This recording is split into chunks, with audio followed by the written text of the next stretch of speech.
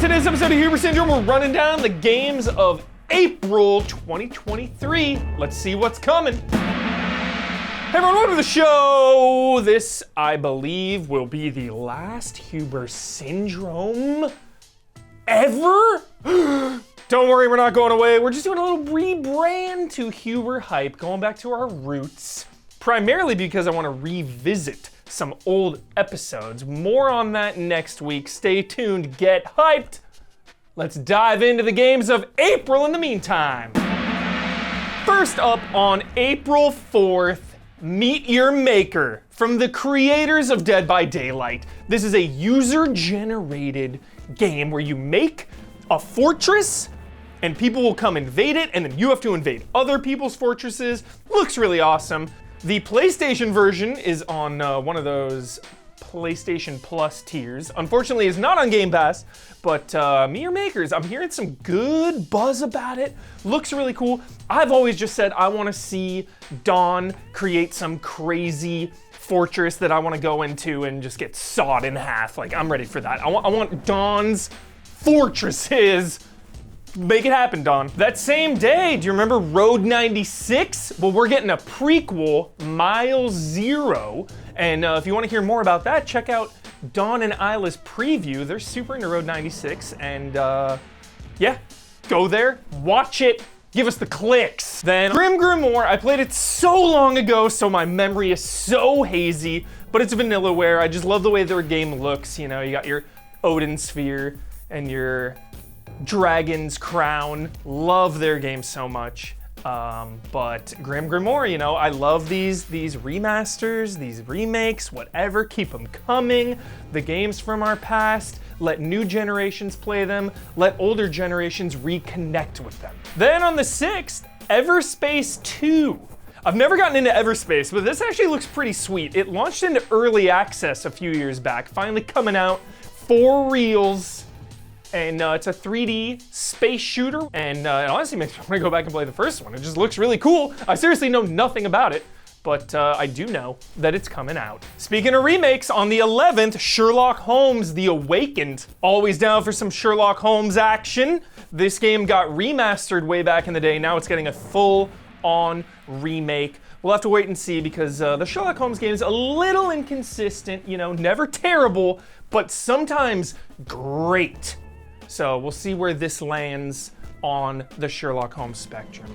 And it feels like one of these comes out every year or two, so still looking forward to it. Then on the 12th, for all you Xbox lovers out there, do not skip Ghostwire Tokyo. Ghostwire Tokyo, it's getting some DLC, and it's finally coming to Xbox. It had that PlayStation exclusivity for a while. Don't skip it. The movement is awesome. The setting, it's like horror looking visuals. You're running on rooftops, floating around. I reviewed it back in the day, so if you want my full thoughts, you can check that review out. But Ghostwire from Tango Gameworks, you know, they're riding high after that hi-fi rush. So don't put this one off your radar, all right? Ghostwire Tokyo, so solid. And this is just a way for me to talk about The Evil Within 2 is one of the greatest video games ever made. Don't skip. Next on the 14th, Mega Man Battle Network. I never played any of these games. It's Mega Man Battle Network. This compilation has all 6 games, you know, all the different versions of Mega Man Battle Network in here. I feel like a group stream is just ready to go for this. Some Mega Man hype. This is just one step closer to Mega Man Legends 3, or even just a port or a remaster. I mean, we're starving here. We will take just a straight up port. You don't need to do a damn thing, Capcom, just port the thing. Obviously, porting takes a lot of time and work. I don't want to minimize that. Thank you for all of your porting of old games, Capcom. We love you. Next up on the 18th, Minecraft Legends. I was never super into Minecraft. You know, I have an aversion to building things. I'm just really bad at it. It's just little stick figures and little rudimentary stairs and boxes. That's about all I can do. But Minecraft Legends is like a full-on strategy game that looks really deep and really fun co-op, you know, doing some like 2-on-2 battles or something. Just looks really, really fun. They showed it off not too long ago, and it was a really good presentation that really sold me on it. So Minecraft Legends, I got my eye on you, Minecraft Legends, and this is someone who has never really played Minecraft, but I'm watching you. Next up on the 21st, Advance Wars Reboot Camp.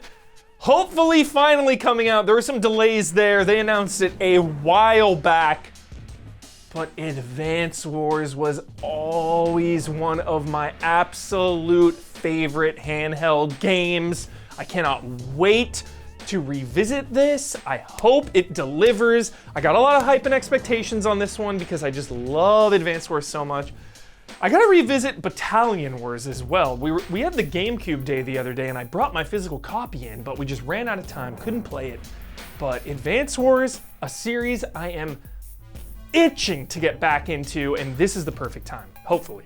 That same day could be the feel-good sleeper surprise hit of the summer, Dead Island 2.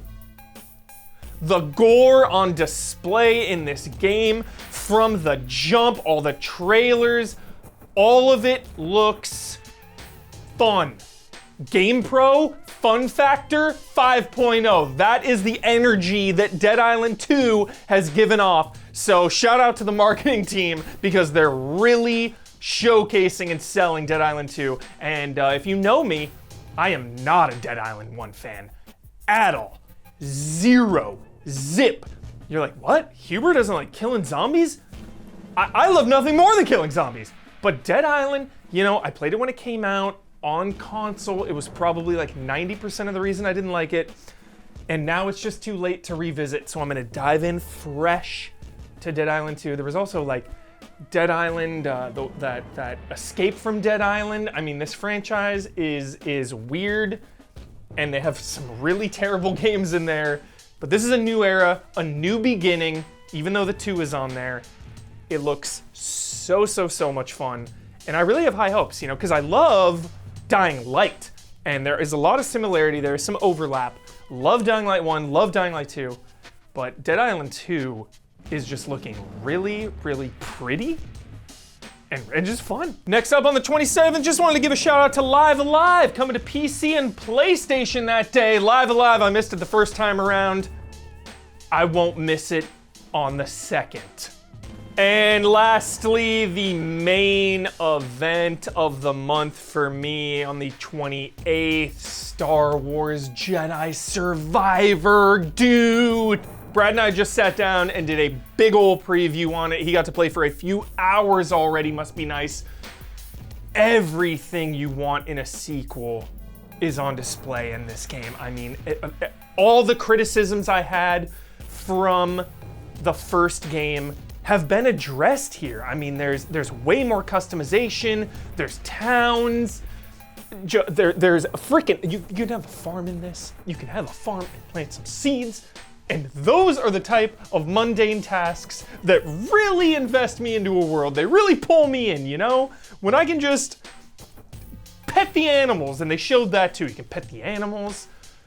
Everything about Jedi Survivor looks superior to the first game. You know, I'm expecting an Uncharted 1 to Uncharted 2 level bump here in quality and budget. Respawn got some resources for this one. You can smell it. And that's it for the episode. Those are the games coming out in April. We will be back here next week with some hype. Tune into that. We are Easy Allies. Thank you so much, everybody, for supporting Easy X and supporting us over the years. I love you. I see you. I hear you so much. You are the best. We do it all for you. And we'll see you next week.